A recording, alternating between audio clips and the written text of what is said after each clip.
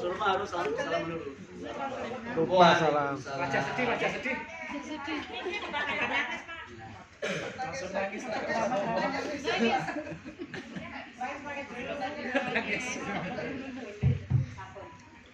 Assalamualaikum. Waalaikumsalam warahmatullahi wabarakatuh. Oh, monggo sesu. Monggo pinarak. Nah, punten sakitu iki. Dari mana? Saking Arjo Sandi. Oh, alhamdulillah.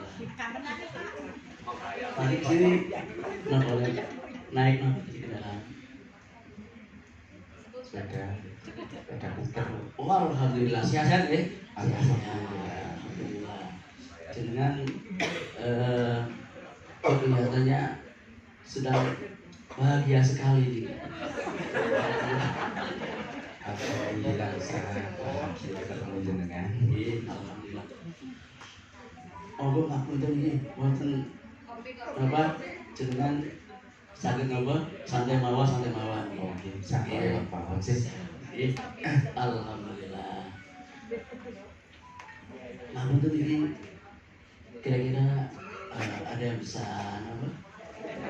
Ada keperluan apa? Ada apa yang bisa saya bantu? Bisa. Kenapa?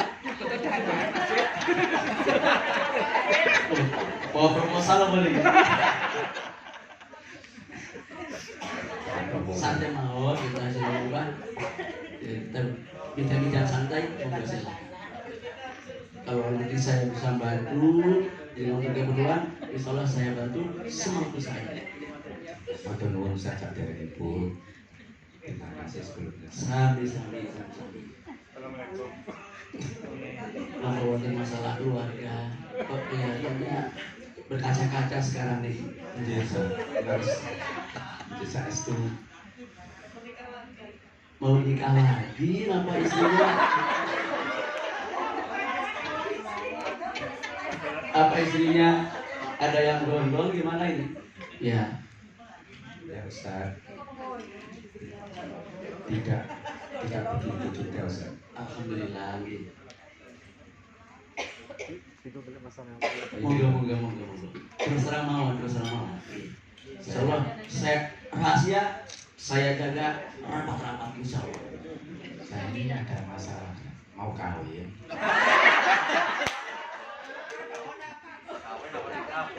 Mau nikah, tapi sudah ada. Udah punya modal. Ini berarti pranikah nih, konsultasi pranikah nih. Oh, kalau masalah pernikahan, memang idealnya sudah punya modal. Tapi kalaupun belum punya modal, kalau sudah mantap, yakin, insya Allah bisa. Terima kasih Ustaz. Dulu saya waktu nikah juga belum punya modal. Sekarang ya, alhamdulillah.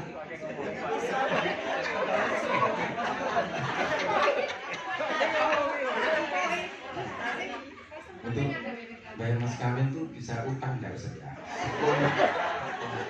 Jangan boleh utang, tapi jangan ke saya. Jadi mau cari pinjaman mas kawin karena masalahnya. Ibu dengan nanti insya Allah tak bantu untuk mas kawin. Gak usah mahal-mahal. Bikhotamin min hadid, ya cincin dari besi. Sekarang ganti cincin plastik aja ya. Untuk biaya KKU-nya Ustaz sama Pak Mudin itu bagaimana? Insya Allah KUA sekarang nikah gratis. Dengan nikahnya di KUA, gak macam-macam. Insya Allah gratis. Doanya lebih mustajab insya Allah. Untuk riwayatnya Ustaz, fotokopi itu Ustaz. Fotokopi di KUA ada insya Allah. Apa ada dana sosial kita yang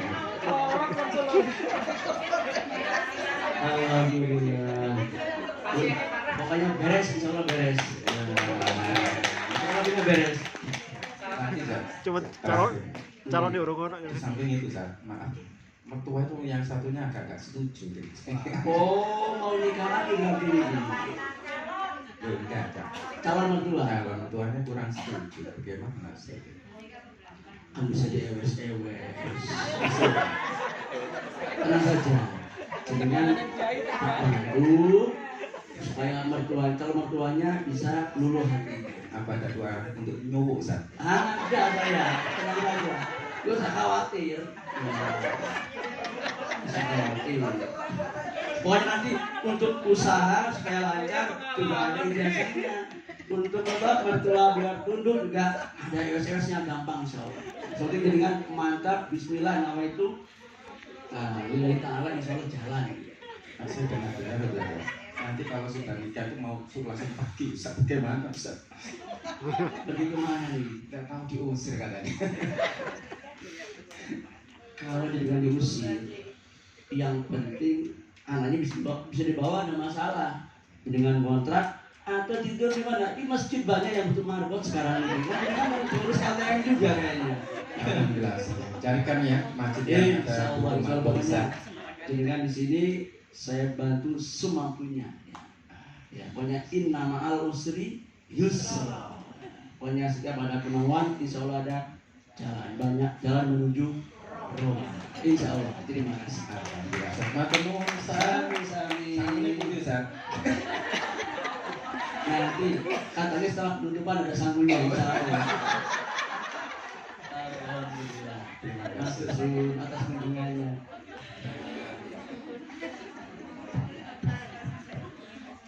Oke, Bapak Ibu, ini tadi konseling apa konsultasi? Konsultasi. Konsultasi. Kenapa konsultasi? Memberikan Tanya-tanya. Terus, Tanya dukun maksudnya. apa kekhasannya antara konsultasi dengan konseling? memberi jawaban tadi. Kalau konsultasi itu pada orang yang serba bisa, orang yang levelnya di atas. Tadi itu kan gimana? Oh ya begini saja. Terus nggak ada ini, oh bisa nanti gitu ya. Jadi jadi tadi itu konsultasi pranikah. Jadi kekhawatiran dari yang konsultasi tadi itu ke konsultannya. Jadi konsultan itu orang yang serba tahu, sehingga dia memberitahu, oh ini caranya. Kalau ada kesulitan ini, jalannya begini. Kalau misalnya kalau untuk ini untuk fotokopi, oh bisa nanti, nggak usah bayar gitu ya. Itu konsultasi. Nah seringkali kita lebih mudah menggunakan konsultasi daripada konseling.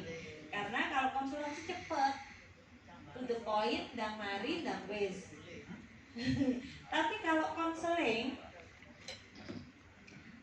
fokusnya lebih banyak ke mengeksplor si konseling.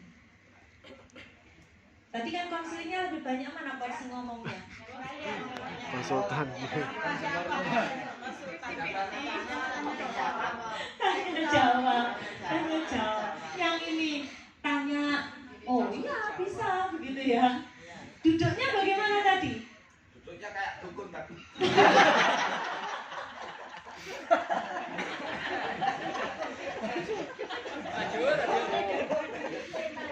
Sampai konselornya itu masih mau ngasih ijazah pada tadi. Jadi marbot juga. Iya betul, betul. Sekarang banyak masjid yang butuh marbot.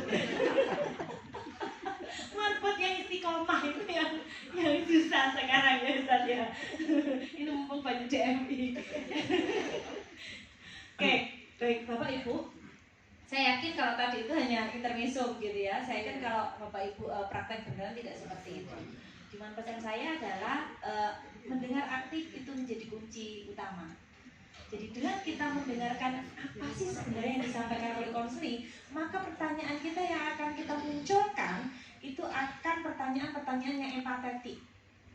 Jadi pertanyaan-pertanyaan yang berpihak kepada konseling, bukan pertanyaan-pertanyaan yang sifatnya interrogatif. Itu. Nah, satu lagi Bapak Ibu, apa sambil bertanya jawab nggak ini? Oh, gitu. Saya kembalikan ke jenengan gitu ya. Biar oh langsung. Oh, biar enggak panjang-panjang monggo, Ustaz. Nggih. Mana dulu? Terima kasih waktunya. Nama saya Amalia dari Penyuluh Agama Islam Kemenang Kota Malang.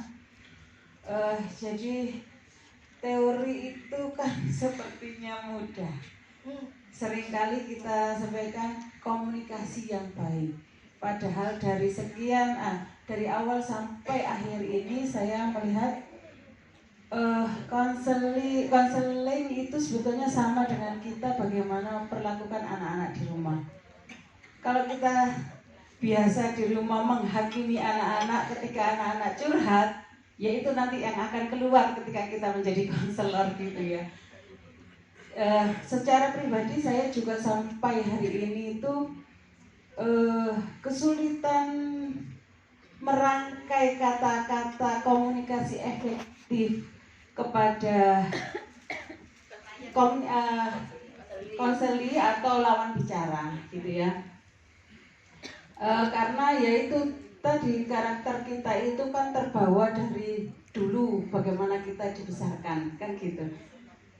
Ya seperti tadi misalkan mereaksi konseli, bagaimana kita memberikan reaksi yang positif kepada konseli misalnya. Oh ya gitu. Kadang misalkan ya itu tadi sudah dicontohkan misalnya, kok iso yo jalan lurus sih jatuh. Karena ini juga pernah terjadi ya kan, misalkan pada anak-anak beli sesuatu jatuh nangis sampai rumah ngono ae nangis gitu. Padahal kita kan nggak empati. Ya memang barangnya segitu, tapi dia kan kecewa bahwa apa yang dia beli ini terjatuh dan tidak bisa dimakan kan, seperti itu. Hal-hal semacam itu yang memang harus dipelajari lebih lanjut dan diasah. Itu refleks kan, ngono ae nangis ya tumbas maneh. Padahal bukan itu kan, goalnya bukan itu. Nah itulah yang makanya kadang saya itu ya sulit sekali seperti itu, karena terbawa dari itu. Satu, terus kemudian kenapa saya pernah dengar bahwa ketika kita memberikan support, sabar ya Bu, itu menjadi toksik. Sabar ya Bu, sabar, kok enak ngomong sabar. Nah, kenapa itu bisa menjadi racun bahwa kita beri support kepada konseli sabar gitu. Padahal kita dalam Al-Quran dianjurkan untuk saling mengingatkan dalam kesabaran. Terima kasih. Satu-satu dulu nanti saya lupa. Yang pertama adalah sikap dan keterampilan dasar komunikasi dalam konseling itu memang harus terinternisasi ke dalam diri kita. Kalau tadi Bu Amina, Bu Amel tadi itu menyampaikan itu karena kebiasaan kita di rumah, misalnya gitu ya. Iya, bisa betul. Karena komunikasi kita dalam proses konseling itu sifatnya memang refleks, tidak kita setting kayak orang bersandiwara. Kalau orang sandiwara kan habis ini pertanyaan ini berarti jawabnya apa, ada transkripnya, nah gitu. Tapi dalam konseling kan enggak, itu mengalir saja. Jadi pertanyaan-pertanyaan kita itu akan kita produksi berdasarkan jawaban dari konseling. Semakin sering kita melatih diri untuk tadi itu, misalnya tidak tanpa penghakiman itu saja ya. Karena tanpa penghakiman itu efeknya juga luar biasa. Kalau orang merasa tidak dihakimi, maka dia akan terbuka. Penghakiman itu mulai dari yang sifatnya rendah sampai penghakiman yang kok iso sih, itu sudah levelnya tinggi sebenarnya. Ada yang samar. Contoh, misalnya gini. Oh gitu ya. Nah kalau misalnya begini aja, itu penghakiman juga. Saya itu loh Bu gini. Oh begitu. Kalau misalnya ke kiri aja gimana? Itu penghakiman. Secara tidak langsung kita menyalahkan bahwa kalau ke kanan itu salah, harusnya ke kiri. Terus kemudian tadi itu, ketika ada konseli yang mengalami kesalahan, melakukan kesalahan, tadi mencontohkan anak kecil yang jatuh makanannya. Frame of reference namanya Bapak Ibu, kerangka berpikir. Dalam proses konseling kita harus menggunakan kerangka berpikirnya konseli.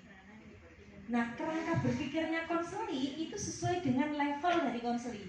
Kalau konseli kita anak-anak tadi itu, anak-anak itu makanan jatuh itu kan bukan hal kecil bagi dia.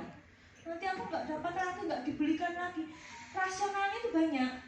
Ini aku mintanya itu ke ibu tadi itu sudah merengek-rengek. Dibelikan, terus jatuh. Nanti kalau aku nggak dibelikan lagi gimana? oke, bisa dibelikan. Tapi kalau di warung habis bagaimana? Kan gitu, kompleks. Sama juga konseling yang kita hadapi itu proses berpikirnya itu kompleks. Sehingga apa yang perlu kita lakukan ketika kayak begitu? Jawaban kita apa? Kalau misalkan ada dia jatuh, makanannya jatuh, nangis, respon kita seperti apa? Ini contoh yang sederhana saja. Gimana Bu memberi semangatnya? Ayo, gimana? Ya sudah, nggak apa-apa, nanti beli lagi. Apakah begitu? Biasanya begitu. Itu sebenarnya tidak solutif. Kalau dalam konseling ya, tapi kalau ke anak ya nggak apa-apa gitu aja. Itu kan nggak solutif. Itu bukan rezeki pun nggak apa-apa. Itu bukan rezekinya. Itu rezekinya kucing atau semut misalnya gitu ya. Itu nggak solutif bagi anak. Seperti apa? Oke, nggak apa-apa. Tadi kan adik nggak sengaja kan? Jatuhnya tadi kan nggak sengaja. Ya nggak apa-apa. Jadi nanti besok-besok kalau jalan di situ pelan-pelan, biar kalau pas adik bawa makanan itu makanannya nggak jatuh. Kalau diulangi lagi terus. Sehingga proses tadi itu ada proses edukasi. Dalam proses konseling itu kita menanamkan proses edukasi Bapak Ibu. Nah, yang kedua adalah sabar tadi itu. Dia nangis, wah masa kayak gini. Sabar Mbak, sabar. Enak sih ngomong sabar, saya ngelakuin ini, dengan gitu ya. Responnya seperti apa kira-kira? Kalau ada kita mau menyampaikan dia harus sabar itu gimana? Nangis, terus sabar Mbak, sabar ya, sabar. Kira-kira gini monggo.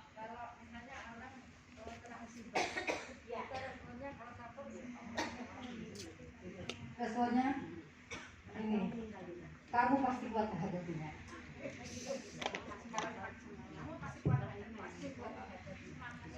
Ya, boleh kita.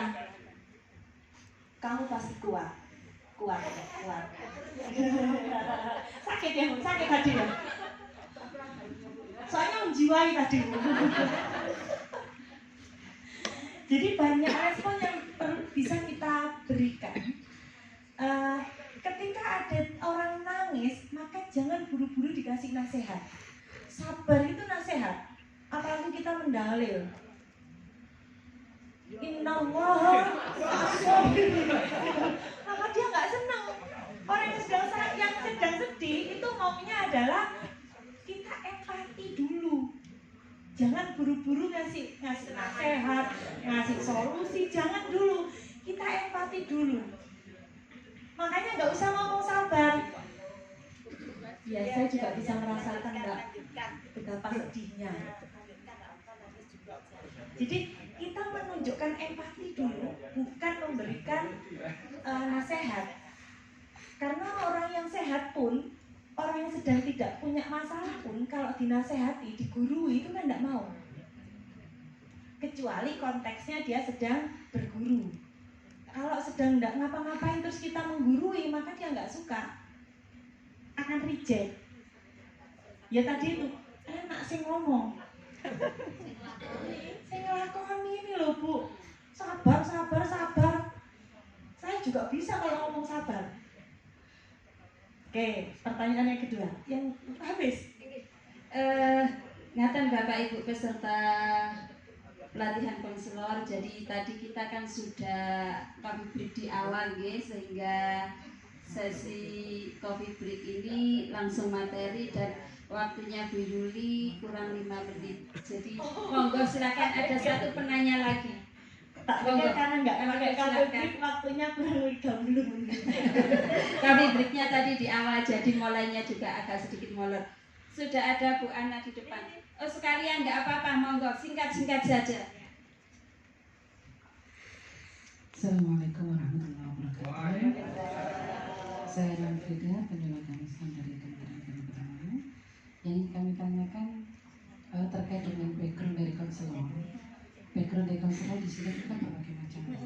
Ada yang background pendidikan psikolognya dan sebagainya, sehingga bisa menata katakanlah untuk tata komunikasinya dan sebagainya itu mungkin menguasai karena memang backgroundnya seperti itu. Bagi kami yang lain mungkin ada background yang yai seperti Farul Rozi tadi itu backgroundnya adalah kiai. Kemudian ada juga yang backgroundnya macam-macam, termasuk diantaranya mungkin background dari keluarga yang berbagai macam. Nah, melihat dari penjelasan konselor persyaratannya yang katakan baru dikatakan yang maksimal harusnya seperti ini, apakah background keluarga kita yang bermacam-macam seperti ini dengan pendidikan bermacam-macam seperti ini mampukah bisa menjadi konselor? Artinya katakan, ketika kita mendengarkan masalah dari konselor, maka kita sedikit banyak akan terpengaruh keputusan kita, cara berinteraksi kita dengan background keluarga kita, background pendidikan kita. Nah, salah satu di antaranya mungkin kaitan dengan syariat ya. Beliau berkomunikasi tentang katanya mungkin talak, mungkin ya kaitan dengan talak. Nah, dari berbagai macam itu otomatis akan berbeda antara satu dengan yang lain. Nah, ini untuk memutuskan atau untuk mengarahkan sesuai dengan kita itu kan juga akan juga nantinya akan beda. Kemudian apalagi kalau misal keluarga kita bukan keluarga yang mulus-mulus saja, apakah nanti akan berpengaruh kepada kepercayaan diri kita? Jangankan dia, saya sendiri juga sebenarnya mengalami masalah itu. Cuma karena saya sebagai konselor di sini, maka saya juga harus bisa membantu. Nah, untuk menumbuhkan kepercayaan diri dengan kan jadi seperti konselor seolah-olah seorang super woman yang tahu segalanya bisa menyelesaikan masalah seolah kan jadi seperti itu. Padahal kita semua, saya yakin juga ada yang punya masalah keluarga, ada yang punya masalah anak dan sebagainya. Nah, menumbuhkan kepercayaan diri, bagaimana kita membantu konseling kita, itu yang ditanyakan.